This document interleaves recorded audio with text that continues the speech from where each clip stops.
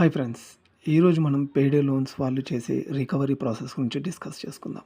నా ముందు వీడియోస్ కనుక మీరు చూసుంటే పేడే లోన్ ఏంటి, వాటి వల్ల మనకు వచ్చే నష్టాలేంటి, మనం ఎలా ఇరుక్కున్నాం, మనం ఎలా బయటపడొచ్చు, వాటి మీద డిస్కస్ చేశాను.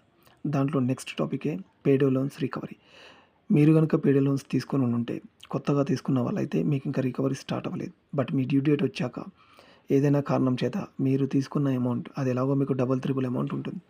అది కట్టలేని పరిస్థితుల్లో ఎలాంటి రికవరీ ప్రాసెస్ ఉంటుంది, అసలు ఏమేం రికవరీ ప్రాసెస్ ఉంటుంది, దానివల్ల మనకు వచ్చే నష్టాలేంటి, ఏమేం కోల్పోతాం, ఎలా దీని నుంచి బయటపడవచ్చు, అలాంటి టాపిక్స్ మీద నా వీడియోస్ అన్నీ చేశాను. మీరు కనుక నా వీడియోస్ ఫాలో అయితే స్టెప్ బై స్టెప్ మీరు చూసి వాటిని ఫాలో అయ్యి మీ రైట్స్ మీరు తెలుసుకొని మీరు ఎలాంటి సొల్యూషన్స్ని యూస్ చేసుకొని వాళ్ళ హెరాస్మెంట్ని డీల్ చేయొచ్చు అనేది నేను క్లియర్గా మీకు ఎక్స్ప్లెయిన్ చేస్తాను.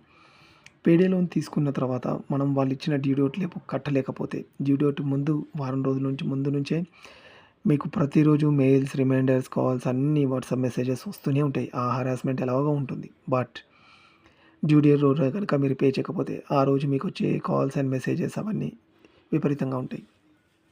డ్యూ డేట్ రోజు ఈవినింగ్ కల్లా మీరు కనుక పే చేయకపోతే ఇమీడియట్గా మీకు మీ రిఫరెన్సెస్కి కాల్స్ స్టార్ట్ అవుతాయి. అప్పటి వరకు రిఫరెన్స్కి చేయని వాళ్ళు రిఫరెన్సెస్కి స్టార్ట్ చేస్తారు. మీరు కనుక మీ వైఫ్ది కానీ పేరెంట్స్ది కానీ ఎవరిదైనా ఫ్యామిలీ మెంబర్స్ నెంబర్ ఇచ్చి ఉంటే రిఫరెన్స్లలో వాళ్ళకు కంటిన్యూస్గా కాల్స్ వెళ్తుంటాయి, మెసేజెస్ వెళ్తుంటాయి. ఇది first level of recovery. Second, due date అయిపోయింది అనుకోండి, ఇంకా ఇమీడియట్గా రికవరీ ప్రాసెస్ స్టార్ట్ చేస్తారు. మీకు మెయిల్స్ కాల్సే కాకుండా, రిఫరెన్స్ కాల్సే కాకుండా లింక్డ్ఇన్ ద్వారా, మీ సోషల్ మీడియా ద్వారా, మీ ట్విట్టర్, ఇన్స్టాగ్రామ్ అన్ని సోషల్ మీడియా ప్లాట్ఫామ్ని యూస్ చేసి మిమ్మల్ని డిఫేమ్ చేయడం స్టార్ట్ చేస్తారు. అందులో మీకున్న కాంటాక్ట్స్, మీ ఫ్రెండ్స్ ఈమెయిల్ ఐడీస్, మీ ఫ్రెండ్స్ కాంటాక్ట్ నెంబర్స్ ఎవరెవరు ఉంటే వాళ్ళందరినీ యూటిలైజ్ చేసుకొని మిమ్మల్ని టార్గెట్ చేస్తారు. మీకే వాట్సాప్లో వాళ్ళకున్న రిలేషన్షిప్ని ట్విట్టర్ నుంచి కానీ, ఫేస్బుక్ నుంచి కానీ, లింక్డ్ఇన్ నుంచి కానీ తీసుకొని వీళ్ళకి కాల్ చేస్తాం, వాళ్ళకి కాల్ చేస్తాం, లేదా వీళ్ళకి ఫేస్బుక్లో మెసేజ్ చేస్తాం, వాళ్ళకి ఫేస్బుక్లో మెసేజ్ చేస్తామని చెప్పి మిమ్మల్ని బెదిరియడం స్టార్ట్ చేస్తారు. సెకండ్ డే అయిపోయి థర్డ్ డే వచ్చేటప్పటికి మీరు కనుక ఇంకా అమౌంట్ పే చేయలేకపోతే ఫస్ట్ థింగ్ వాళ్ళు ఇంకా ఇమీడియట్గా మీ ఆఫీస్కి మెయిల్స్ పెడతామని చెప్పేసి, మీ కొలీగ్స్కి కాల్ చేస్తామని చెప్పేసి స్టార్ట్ చేస్తారు. ఫస్ట్ ఫ్యామిలీని హిట్ చేస్తారు, సెకండ్ రెఫరెన్స్ని హిట్ చేస్తారు, థర్డ్ సోషల్ మీడియాని హిట్ చేస్తారు, ఫోర్త్ మీ కొలీగ్స్ని హిట్ చేస్తారు, fifth and the final thing me job మీద ఎఫెక్ట్ పడేలా చేస్తారు. సో ఫస్ట్ థింగ్, మీకు మీ ఫ్యామిలీకి రెఫరెన్సెస్కి కాల్స్ వస్తున్నప్పుడు మీరు కనుక ఏదైనా ఇబ్బందుల్లో ఉండి కానీ, మీ జాబ్ పోయి కానీ, లేదా వేరే ఏదైనా మెడికల్ రీజన్స్తో కానీ, ఎనీ అదర్ రీజన్స్తో జెన్యూన్గా మీరు వాళ్ళకి కట్టలేకపోతే మీరు ఆ కాల్ పిక్ చేయండి. వాళ్ళతో మాట్లాడండి. వాళ్ళు హార్ష్గా మాట్లాడతారు, ర్యాష్గా మాట్లాడతారు.